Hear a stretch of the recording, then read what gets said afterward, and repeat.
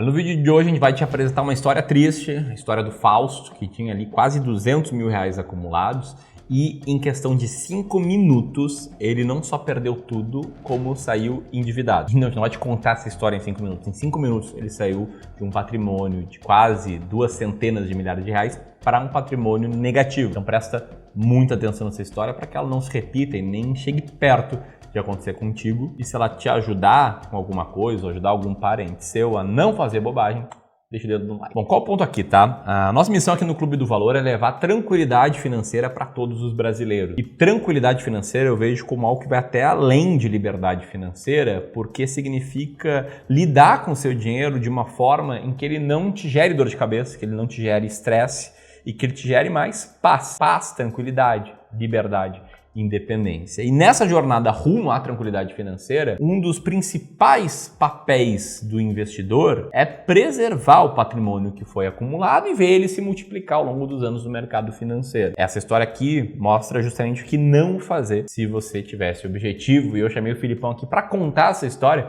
porque faz 5, 6 dias a gente estava lá na sala do Clube do Valor e ele tava contando essa história e eu fiquei assim, cara, não é possível isso. Tinha uma cara de fanfic assim, mas ele mostrou ali todas as evidências, não que eu duvide, né, Filipão? Mas, infelizmente, uma história real. É claro que o nome desse cara não era falso, né? A gente tá preservando aqui a verdadeira identidade dele. Eu vou tentar aqui dar alguns pitacos para tentar te ajudar a extrair as lições dessa triste história. Mas antes tem um contexto, né? O que o Felipe fazia? Filipão, conta aí a tua história no mercado financeiro e nessa época, né, quando isso rolou, que foi lá por meados de 2020. Hoje eu tenho certificação de planejador financeiro, CFP, sou analista de valores imobiliários, mas naquela época eu atendia famílias, pessoas físicas, como assessor de investimentos em uma das maiores corretoras aqui do Brasil. Tinha cerca de 200 clientes ali na carteira e o Fausto era um deles, né? E de todas as formas que eu atendia, né, no final das contas, a gente mostra a forma certa de investir, mas o cliente, ele também sempre tem liberdade para tomar as decisões que ele sempre quer. Então o Fausto é um cara que eu gostava muito dele, mas infelizmente figurou a história mais triste que eu já presenciei no mercado financeiro. Só um rápido complemento, tá? Antes de ligar a câmera, a gente tava falando aqui sobre essa história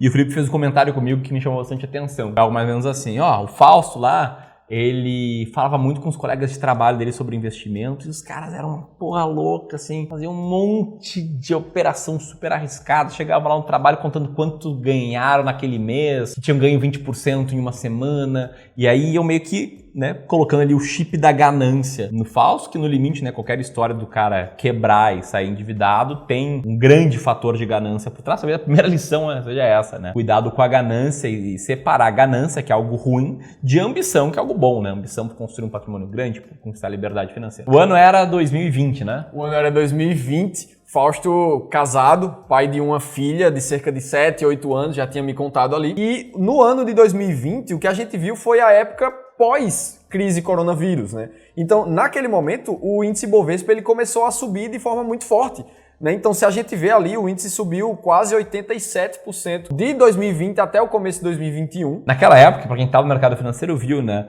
A bolsa caiu muito rápido. Dá pra ver no gráfico, né? Ela caiu em poucos dias 50%. E de lá em diante, né, até o restante do ano, foi uma alta única também. Não tão rápida quanto, mas muito rápida. Acho que é a crise que se recuperou mais rápido na história, né? Sim. E no meio disso, tiveram várias ações que subiram muito mais do que isso, inclusive. Né? Me lembro, Magazine Luiza, Via Varejo, começaram a subir muito. Como a gente teve tanto a atenção voltada para o mercado financeiro subindo, quanto as pessoas em casa, o recurso começou a ficar um pouco sobrando, porque ninguém estava saindo. Ninguém estava gastando dinheiro, então as pessoas começaram a investir. E a gente viu o que se chama de inflação de ativos. E é justamente em um ano como esse que as empresas que querem fazer IPO na bolsa aproveitam o recurso sobrando e começam a fazer IPOs. Então, naquele ano 2020, a gente teve muito mais de 12 IPOs, mas essa matéria aqui mostrou os maiores deles. Dentro desses, pra gente lembrar, teve a Redditor, empresa do setor de saúde aqui do Brasil, que abriu o capital em 2020 e subiu mais de 11% somente no primeiro dia. Então, os IPOs estavam acontecendo, subindo muito ali logo no primeiro dia. O investidor começou a olhar para aquilo ali. E o pessoal do trabalho do Fausto entrava sempre em IPOs para fazer o que a gente chama de flipagem, que é basicamente você solicitar uma entrada ali em IPO com um certo recurso e vender assim que as ações começam a ser negociadas. Nesse caso da Redditor, o cara teve um lucro ali de 11% imediatamente. Além disso, a gente teve o IPO da Pets. A Pets subiu mais de 20% também ali no primeiro dia, ou seja, o pessoal continuou ganhando dinheiro num dos maiores IPOs ali também. Outro grande IPO foi o Grupo Mateus, grupo varejista que fez IPO ali e ficou no 0 a 0. Também ninguém perdeu muito dinheiro ali no primeiro dia. Mas acho que o grande ponto, né, para trazer o contexto, é que em muitos desses IPOs, o resultado no primeiro dia era muito bom e criou, acho que talvez a segunda lição que eu quero trazer, né, que é você não acreditar em qualquer estratégia que você vê. Flipar IPO não é uma estratégia comprovada de investimentos, até porque o que esses caras faziam? Eles botavam, ou eles tentavam botar todo o dinheiro deles em cada IPO que entrar para fazer ali uma alta de 10, 11, 20% em um só dia. E, na verdade, né, foi essa tentativa de botar todo o dinheiro que é o início do fim aqui, né, do Fausto. Porque quando o IPO era muito disputado, nem sempre tu conseguia comprar aquilo que tu te propunha a comprar. Daí que surgem os tais rateios, né? Explica aí, Filipão, como é que funciona essa parada aí? É exatamente isso. Imagina que o Clube do Valor vai fazer um IPO agora e a gente vai fazer o IPO para captar R$1 milhão para construir um prédio novo. Chute. Sendo que tem um monte de vocês que assistem a gente que querem investir no Clube do Valor. Então tá todo mundo dizendo, ei, eu coloco R$1.000 no IPO, eu coloco 2.000, 5.000. E no final, quando junta todos os investidores que querem investir naquele IPO, a gente passou em muito do valor de 1 milhão. Só que o clube só precisa de 1 milhão. Então o que é que a gente vai fazer? Se foram 10 milhões de intenção de investimentos pelos investidores, a gente vai aplicar um rateio de 10%. E para quem pediu para investir R$5.000, vai investir, na verdade, 500. Então, isso é o que a gente chama de rateio. É muito comum de acontecer em IPOs muito demandados. E isso aconteceu no Grupo Mateus, aconteceu no Pets, aconteceu no Redditor. E eram rateios em torno de 3%, como você está vendo aqui na tela. Era muita demanda, né, por trás de comprar esses papéis. Exatamente. E aí que veio a estratégia meio maluca do Fausto. Os colegas de trabalho do Fausto eram caras que tinham patrimônios maiores. 2 milhões, 3 milhões, 4 milhões. Então as pancadas que eles colocavam no IPO geravam um certo resultado que eles chegavam no trabalho, eu sabia disso. Então o que é que o Fausto fez? Ele usou a famosa alavancagem. Ele só tinha um pouco menos de R$200.000 ali na conta, tudo investido em ações, e ele usou essas ações em garantia para solicitar a entrada com R$1 milhão em todos os IPOs. Então ele entrou com R$1 milhão no IPO da Pets, só que como o rateio foi muito baixo, ele pediu 1 milhão, mas só comprou de fato 30, 35 mil reais ali. Que é os 13,5% do rateio sobre o capital de 1 milhão.